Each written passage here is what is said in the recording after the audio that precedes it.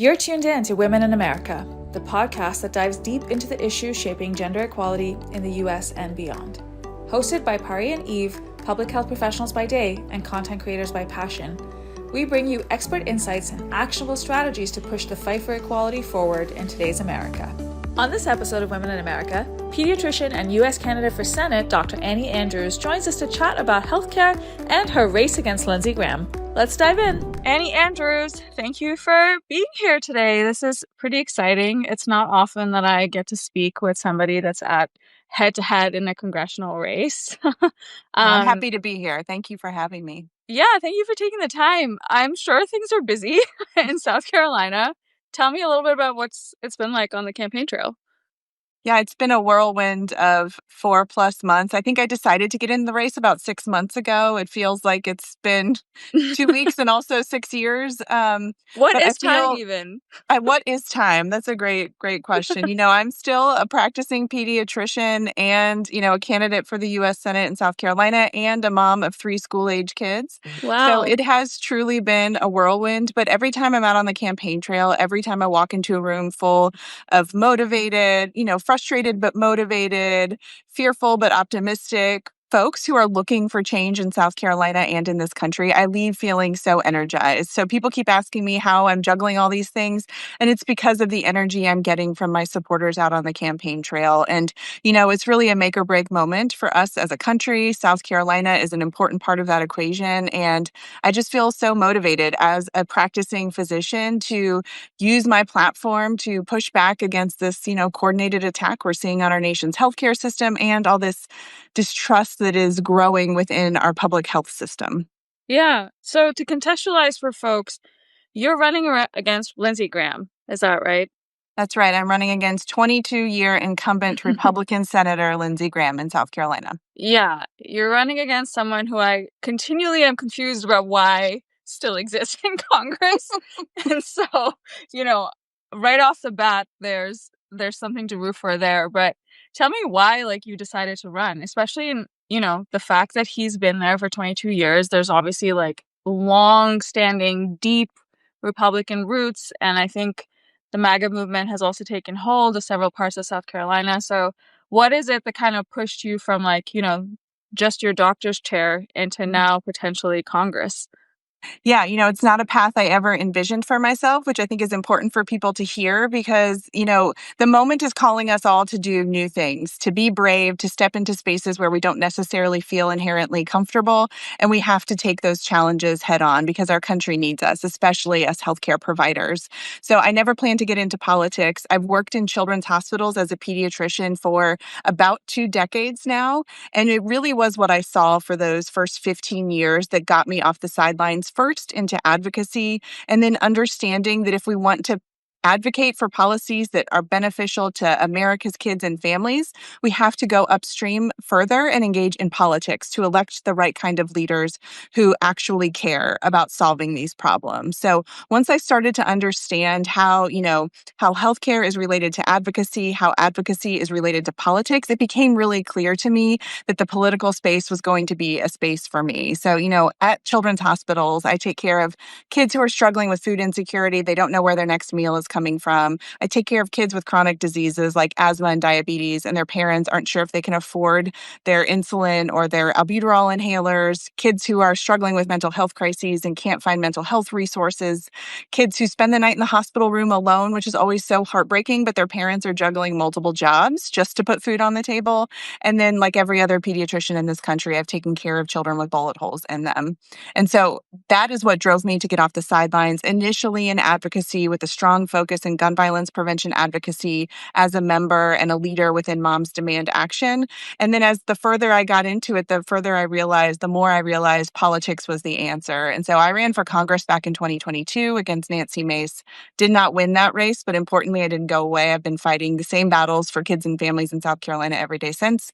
And now I'm running against Lindsey Graham for the U.S. Senate because we need more healthcare providers in office at all levels, and deeply entrenched, career corrupt politicians like Lindsey Graham are doing nothing to benefit the people in my home state of South Carolina.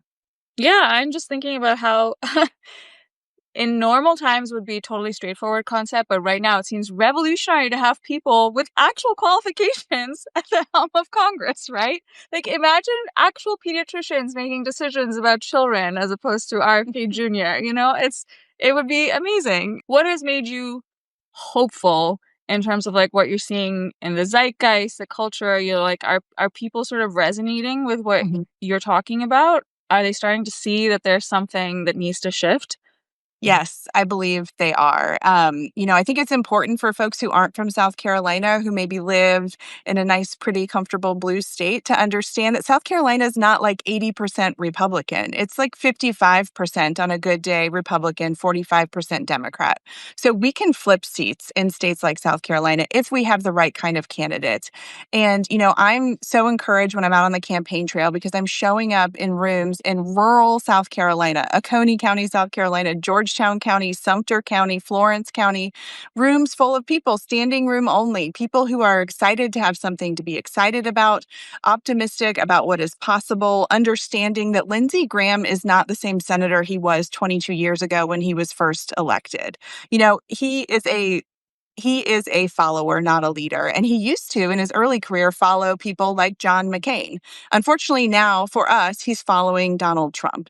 And so even, people who have traditionally voted Republican in the state of South Carolina, they're starting to understand that Lindsey Graham is not fighting for them. He's in D.C. to keep one man happy, and that man is Donald Trump. He has abandoned us down in South Carolina. And so people are considering other options. And, I'm not a career politician. I don't want to be a career politician. I see politics as a path to solve those problems I saw every day at the Children's Hospital where I worked in the Low Country.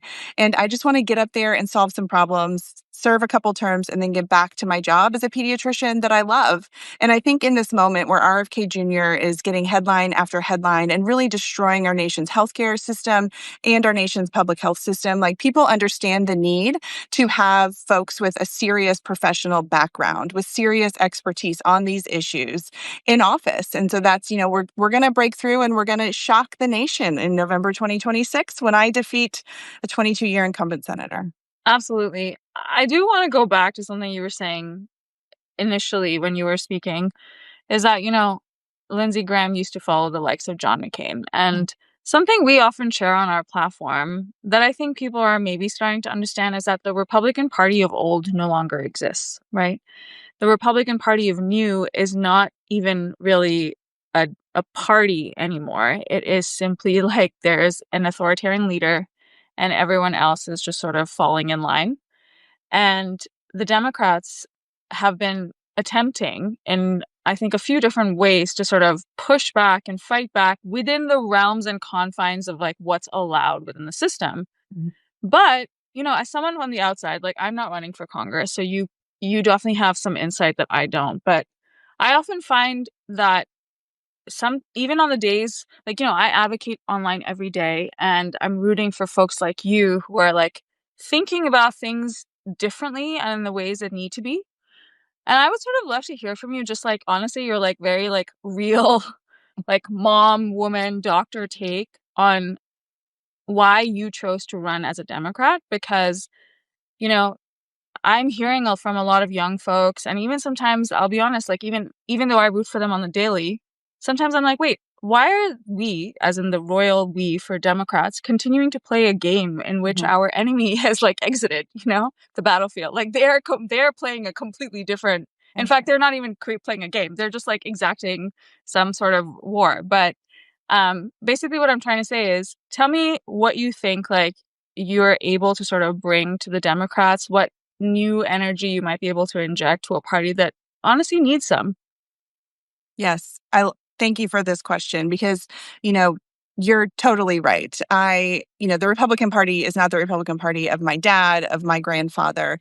That party has left the center right. And so I'm not asking voters to leave their party. I'm asking them to vote for me because their party has left them. And the only way to get a reasonable Republican Party back is for them to start losing elections over there on the far right. And as soon as they do, they're going to kick out all the crazy MAGA folks in the party. They'll pivot back to the center right because they're interested in holding power and winning elections. But But I also have a lot of frustrations with the Democratic Party. I did not grow up as a super political person. I actually did grow up in a Republican household. And, I identified as a Democrat when I first got off the sidelines because I saw them fighting for America's kids and families. Like, as a party, we are on the right side of the policy issues. Our plan for healthcare is far superior to their non-existent plan. Our Concepts of a support. plan. Yes, the concepts of a plan. Like our support for things like a universal, or excuse me, an expanded and permanent child tax credit is an amazing policy solution that would lift millions of American children and families out of poverty. The Republicans oppose that. Our plan on common sense gun laws would protect kids and communities all across this country. Their plan leads to more deaths and injuries from firearms. So we have the right policy positions, but we don't have the right strategy, as evidenced by the fact that we keep losing elections that we should be winning. And what I'm learning, as a newbie to this space is that, just like everything, there's some deeply entrenched politicians and consultants here in Washington, D.C., that want to continue to play it safe and use the same old playbook. They want to elevate the same kind of candidates and, frankly, suppress candidates who are breaking through and making noise in this moment when we are desperate for new leaders. Like, we have lost the young people in this country. Last election, we lost a lot of young white men, young Black men. We have not made progress with white women like we should, yet we continue to enter every election cycle, propping up the same kind of candidate, using the same kind of playbook. And, as someone who used to be an outsider, it's exhausting. It's like we've got to try something different. I have the privilege, because I'm running in a state like South Carolina, where a lot of people would tell you they don't think I can win. I can tell you all the reasons why I know I can win. But so people right now aren't micromanaging my campaign. They're not telling me what kind of candidate I need to be, what kind of issues I need to weigh in on, how I should be communicating or where I should be communicating.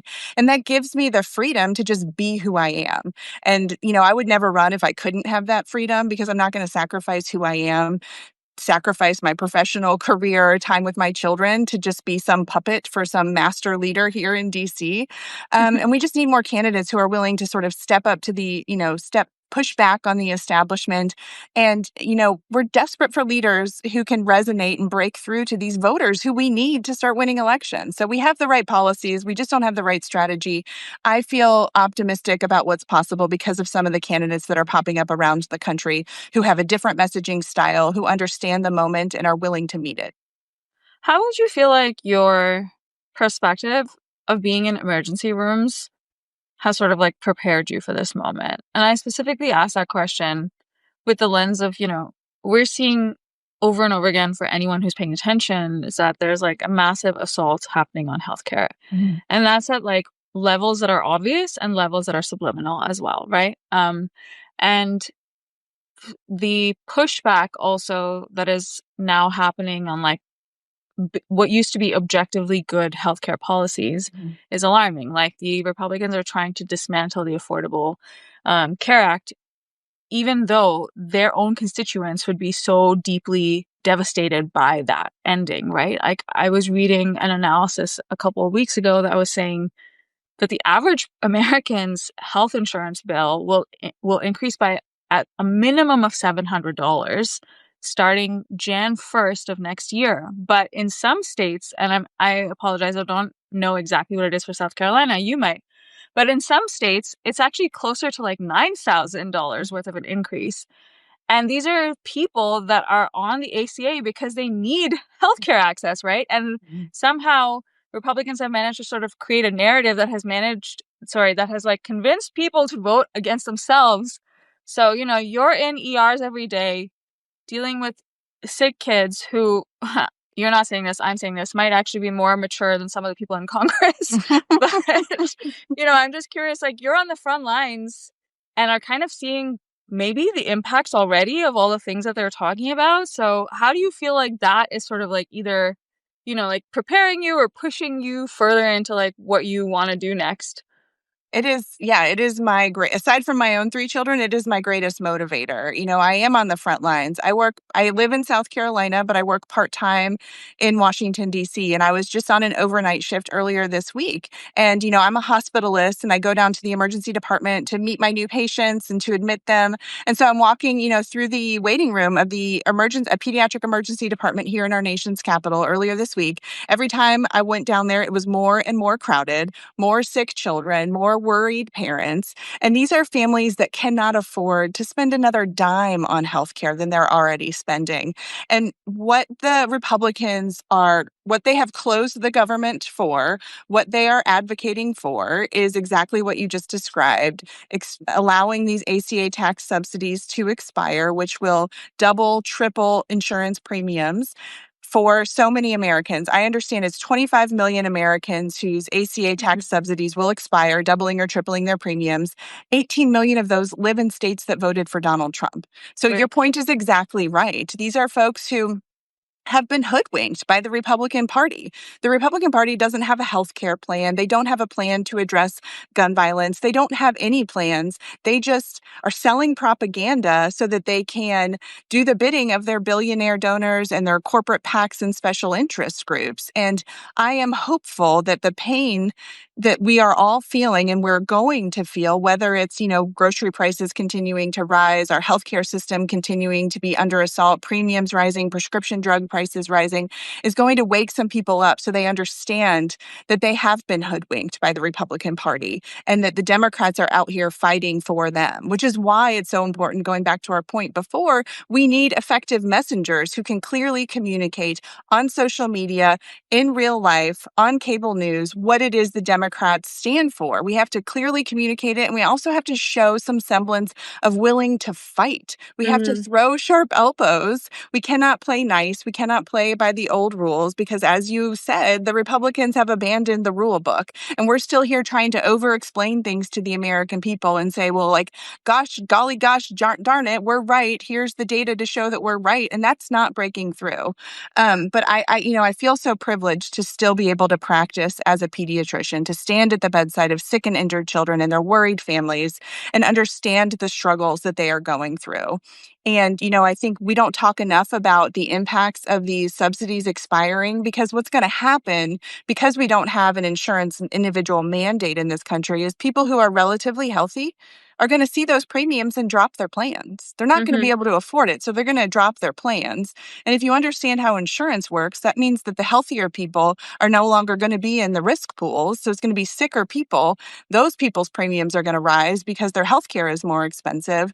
And, everyone is still going to get sick and injured, and they're going to show up in emergency departments. They're going to receive care. The hospital's not going to be able to compensate for that care. So it's just going to be this vicious cycle.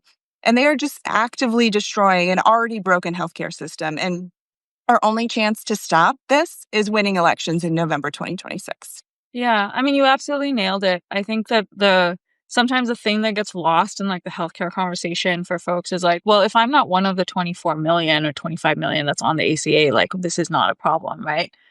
And like if you look at any system, like it doesn't even have to be a healthcare system. Like let's look at a grocery store. Like if there's like 50 extra people in a store than there were yesterday, everyone else's experience is also going to change. Whether or not that change is acceptable is like everyone else's prerogative.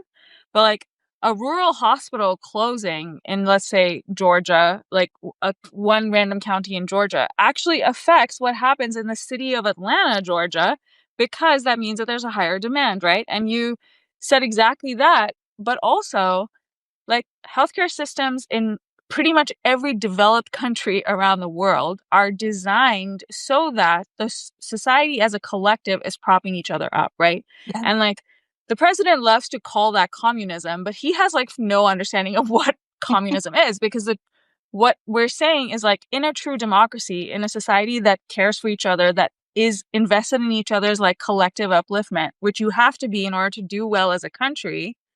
You have to be able to prop up the most vulnerable, the most marginalized in your communities. And those are folks like the sick, the elderly, like orphaned children, sick children, those are all groups that the ACA in particular covers for and are now those people are being turned into villains as if like they don't deserve to have basic human rights and access to healthcare. And even if I can't get through to the people on the empathy piece, I'm like, okay, if you don't want to care about them, fine. But exactly like you said, Annie, like, this actually affects you. This affects every one of us, right? Because a burden in one area has ripple effects on all of us. And, you were saying like emergency rooms are going to have to treat them.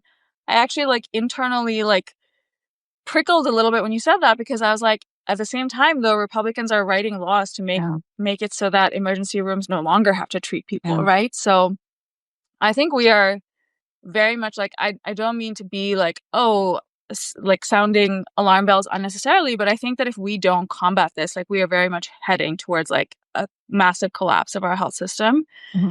And like you said, the folks who are healthy or the folks who are young might not immediately feel it, but they will at some point, And so I guess all of that kind of brings me back to the reason why I was asking about your experiences as a pediatrician is because I sit here on the public health perspective, like you do more of the one-on-one work, and I'm like looking at it at a population level. And I'm seeing all these new policies come down about like RFK literally picking reasons out of the sky to identify reasons for autism. The Republican senators going on vacation while shutting down Congress, but still finding time to tell the FDA to get rid of mifepristone. Basically, just like policy after policy to cripple people at every opportunity.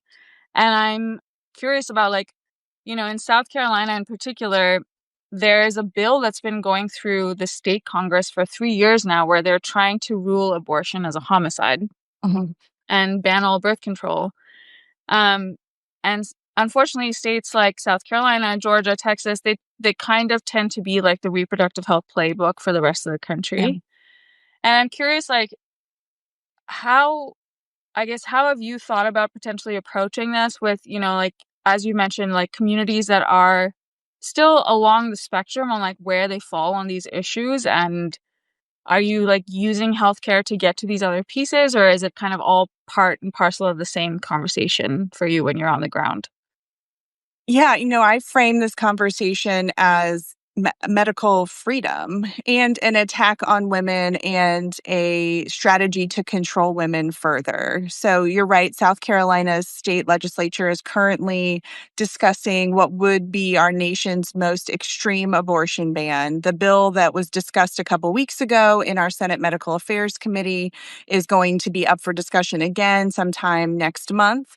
And this is a bill that would ban abortion with no exceptions for rape, for incest, really treats abortion as homicide, criminalizes providers of abortion, so doctors in jail, women in jail, doesn't allow you to, help someone get to a different state where they need to seek their health care. It is truly draconian. And of course, there's only a handful of women in the entire South Carolina state legislature. And, these are rooms full of men who know nothing. They all know the difference, just like RFK Jr., they don't know the difference between a placenta and a uterus. Yet here they are legislating what we can and can't do with our bodies. And when you have a discussion about criminalizing abortion, that stems from this concept of personhood, when Republicans try to say that personhood begins at the moment of fertilization. And what that does is also criminalize most forms of birth control and IVF.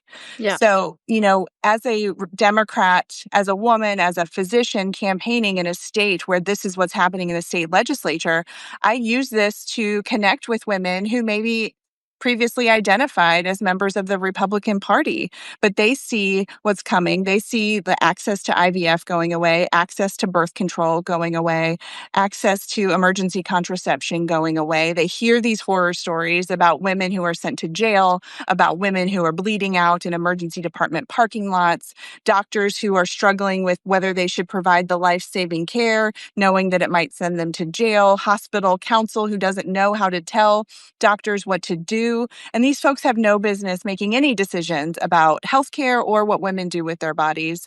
So I do think that, I was just meeting with a state senator in South Carolina who said that he's hearing more from his constituents now about this bill than he did a couple years ago when we went through this whole circus before.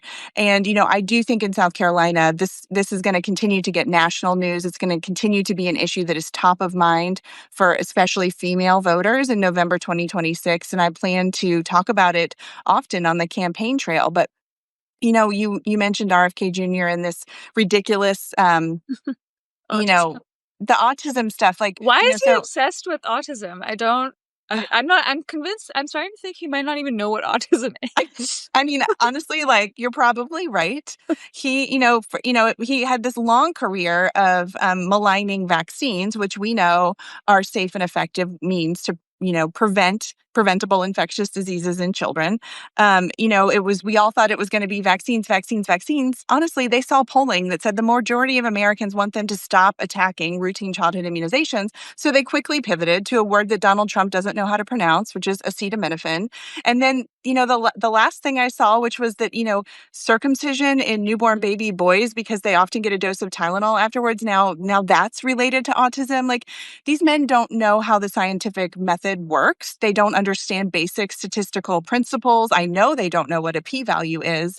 And they're just making stuff up. And it's so frustrating because while they're doing that, they're, firing a third of the workforce at the CDC. They're, diverting NIH research funds from the serious scientists who are actually making progress on identifying the multifactorial causes of autism, diverting resources from studying, devastating diseases like Parkinson's and Alzheimer's, all for this like political theater masquerading as science. And it's him being appointed to lead HHS was the straw that broke the camel's back for me to get in this race, because I never thought I'd see a day where a grifter conspiracy theorist would be leading our nation's healthcare system. Well, that is something that I can say amen to, because I actually was working at the CDC during the first administration. I was working in the Division of Violence Prevention, which specifically is responsible for sexual violence prevention. And I was like, we just, appointed, at that point, no one was calling him this, but I knew. I was like, we just appointed a pedophile perpetrator as our president, and now I work for that president in the Division of Sexual Violence Prevention. Like, this does not compute. And naturally, our budget got slashed, right? Like, state health departments lost $45 million that year, which crippled any sexual violence education prevention programs they were doing.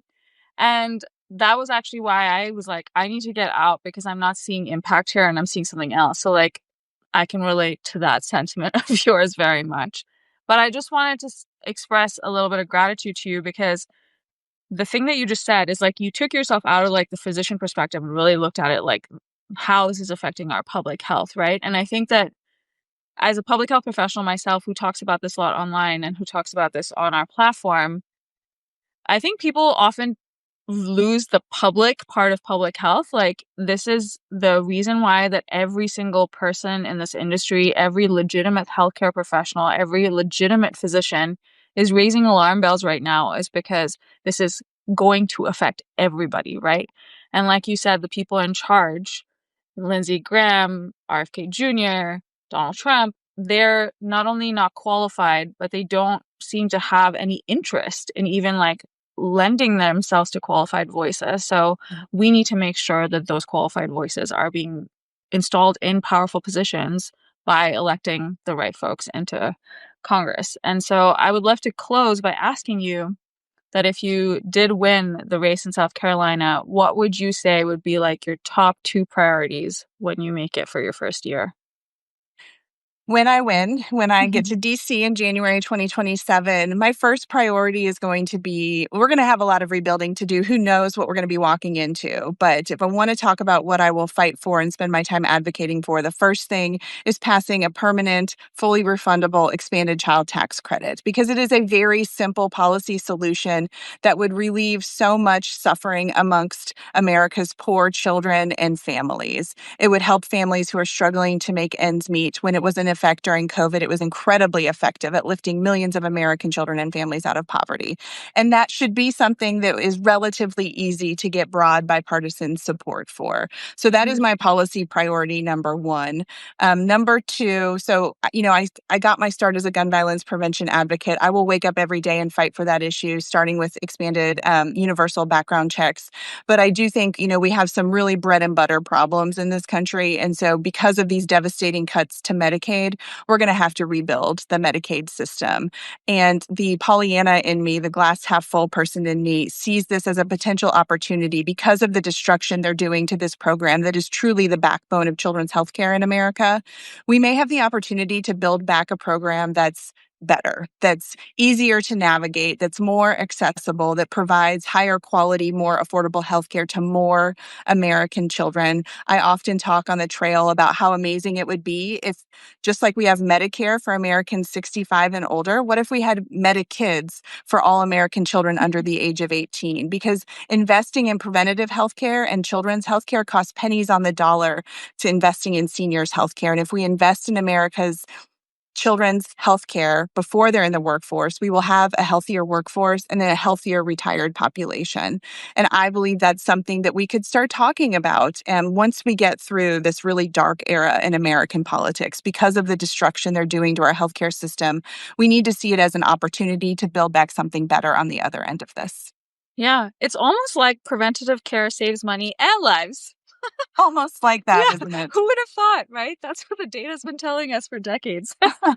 Annie, thank you so much. It was a pleasure getting to know you, and we're going to be thrilled to follow your campaign and continue to amplify you. Well, thank you so much for having me. And if folks are listening and they want to hear more about me, learn more about me, they can follow me on social media, Annie Andrews MD on most platforms. And then my campaign website is drannieandrews.com. And I really appreciate using your platform to talk to me and would love to talk more about what's happening in the South Carolina State House. Thanks for tuning in to this episode of Women in America. If you enjoyed it, share it with your network and follow us on social media at women_in America. See you next week.